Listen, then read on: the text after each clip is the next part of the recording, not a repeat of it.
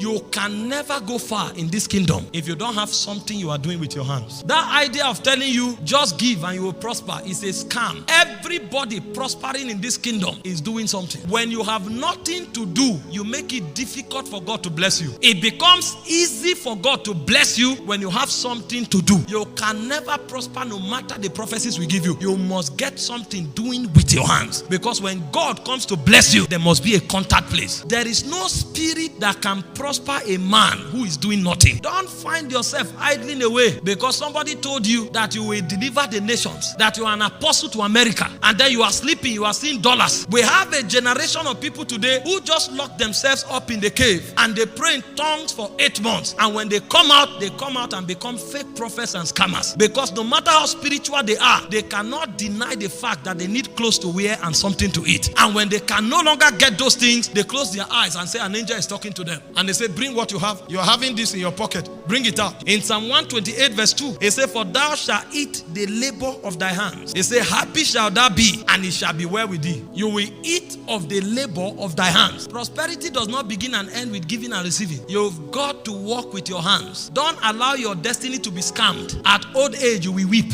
In Proverbs 16 verse 3, it says, commit thy works unto the Lord, and thy thoughts shall be established. In Proverbs 21:25, it said, the desire of the slothful killeth him. It said, for his hands refuse to labor. For the man that labors, he said, his thoughts shall be established. He said, but for the slothful, his desire will kill him, because his hands refuse to labor. You want to walk in honorable and true prosperity, you must find something doing with your hands. That's the foundation of prosperity, and prosperity with integrity. I told you from the beginning, for you to prosper, you must walk by mysteries and you must walk by instructions. If you violate these instructions, you will travel from coast to coast, receive all the impartation.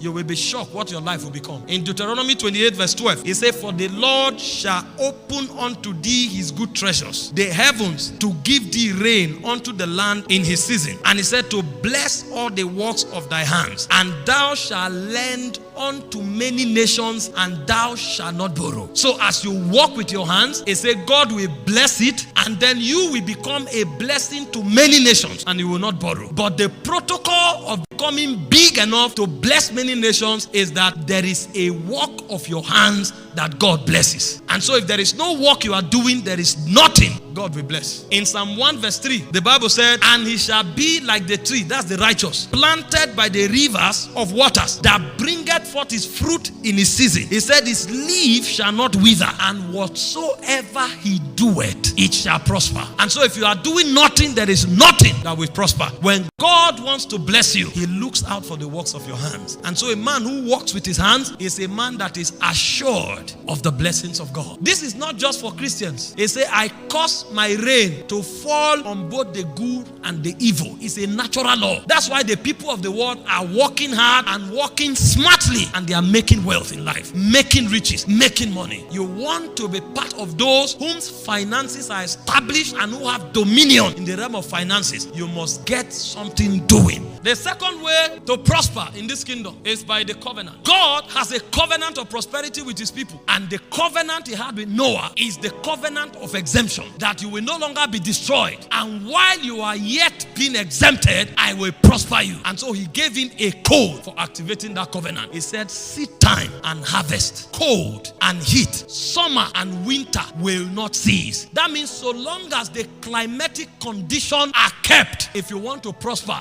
keep sowing.